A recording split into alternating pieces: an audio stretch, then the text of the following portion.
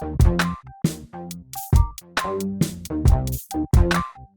here with the Digital Digest, and today I wanted to share a quick unboxing and first look at the Lenovo Yoga 7i for 2022. Now this is the 16-inch model. It just arrived from Lenovo for review purposes, and I'm excited to share it with all of you because this promises to be one of the most popular and affordable two-in-ones of its kind here in 2022. So what is part of this refresh? Like much of the refresh I've been seeing from Lenovo, we now, of course, have the obvious latest and greatest 12th gen Intel processor. After all, this is the 7i. This is not the AMD-driven machine. That means we have two Thunderbolt 4 ports.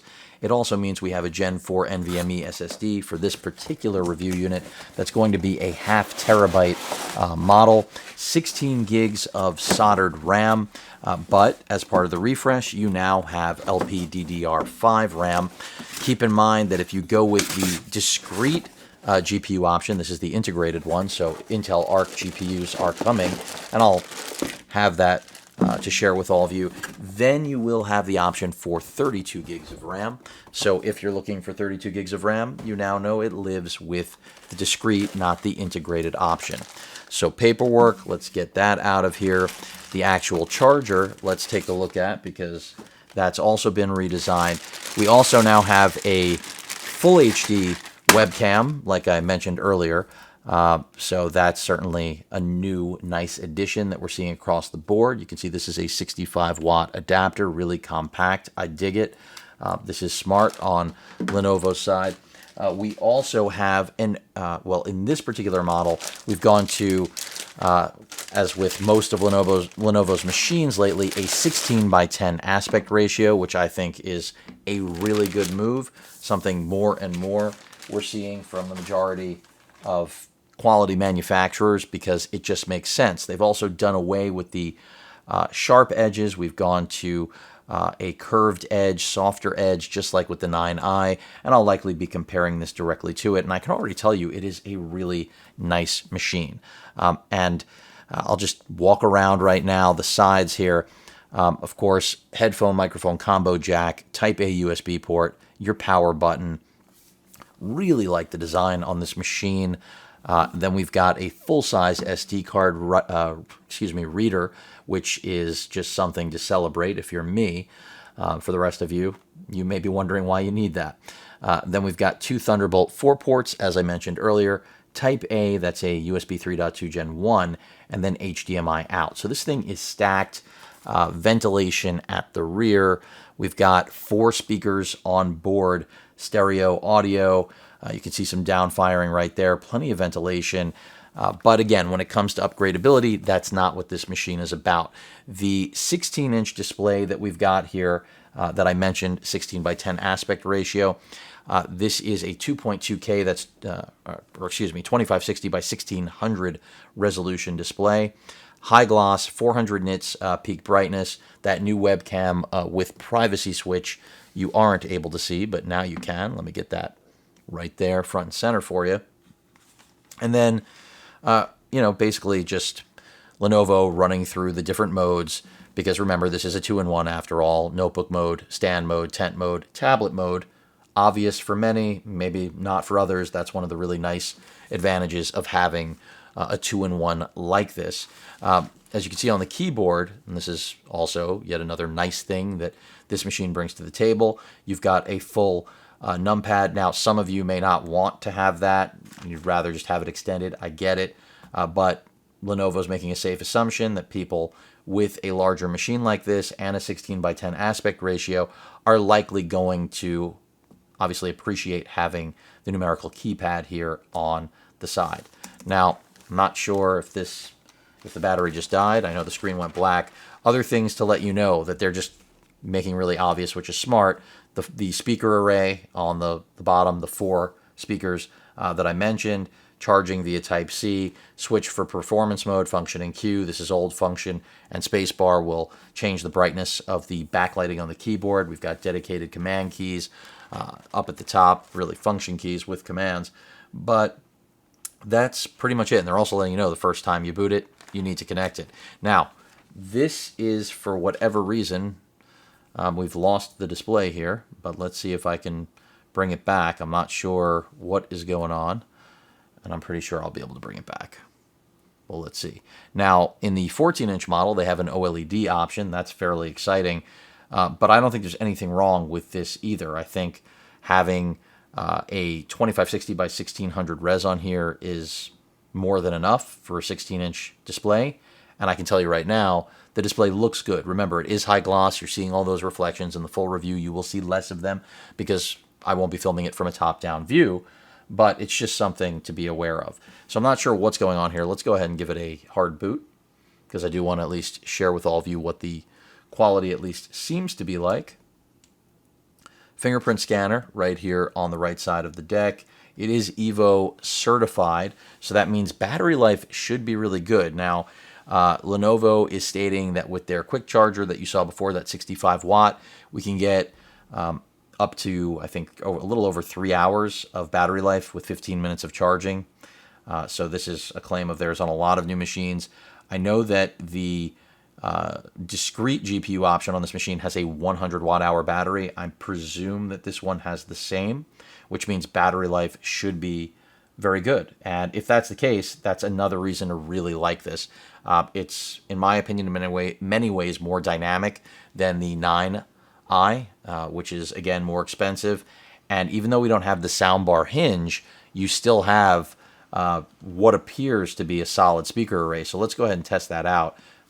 Much larger trackpad, by the way, if you didn't already notice. I think it's like 45 or 50% larger. So that is definitely a significant move. And it seems to check most boxes. So let's get connected to Wi-Fi. I'll bring this on screen. I accidentally turned it off there, but let's get connected. And once we're online, I'll give you a quick test. Decent key travel. You know, it's not going to give you a ThinkPad experience. It's not a ThinkPad. You know, this is a Yoga. This is all about flexibility and having a computer that really is a two-in-one that can do everything. And don't forget pen input. That's another really nice advantage to having a machine like this, is that using a pen is completely a go. And let's see right here. Just out of curiosity, I believe this is the pen from the 9i. And yeah, that's working, as you can see. Just wanted to make sure. There was no reason it wouldn't work. Let's go ahead and get on the internet and just take a look and a listen to something on YouTube. Make sure our brightness is cranked up, which it is. I'm not seeing the actual step down. There it is, a little bit of a delay. So we'll see how much I got to crank this down for the purposes of this demonstration. Still waiting here for Edge to open. And the battery out of the box is sitting at 62%. So it'll be interesting to see how this does, because I think Lenovo made a claim that with the discrete GPU option, it's something like 20 hours of continuous loop at 200 nits of brightness, or 26 hours, I think it was, something crazy like that. So if we get anywhere near that, this machine's going to be very, very popular, because you've got what, by all accounts, to my eye right now, appears to be a really nice display. Remember, this is a top-down. You will have a normal view when I follow up on this machine, which should be fairly soon. I just think that this is a really nice laptop, really slim bezels, also because now they're curved. Gives a slight appearance of the bezels, I feel like, being even smaller. But let's go ahead and just test out that video-audio playback experience quickly. Just a first look. One of my favorite tests from LG. A benchmark for OLEDs, but certainly applies here. Let's get that volume up. And take this up to 2160, even though, of course, this isn't a 4K display. Nothing wrong with flexing it. Speakers all the way up. And brightness all the way up. Let's go ahead and actually just change the viewing angle, shall we? A lot of glare with that high reflective display.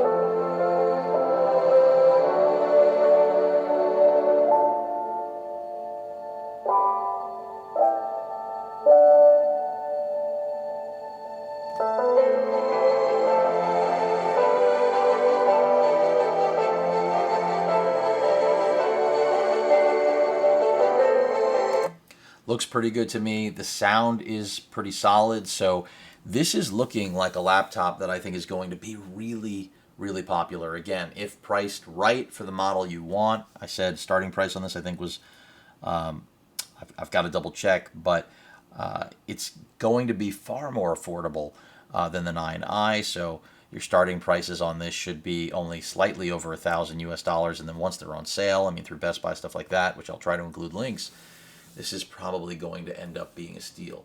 Now, I couldn't even get this shot wide enough to fit it in. Don't worry, that will change when we get to the next level. But this is a really nice piece of hardware. Again, you've got a lot of improvements. The new display seems great.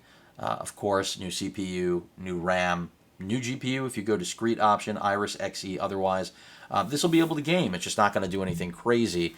But all of these ports pretty much make it, in my opinion, pretty tough to beat, because you do not need a dock with this thing. You don't need a dongle. I mean, if you want to use a Thunderbolt dock, go right ahead. But when it comes to actually using this on the road, dongles seem like they're no longer necessary. I mean, this accommodates everything I think that you're going to want. And one thing I didn't mention is it comes in at a little over 4 pounds. I believe it's 4.19, something like that, if my memory serves.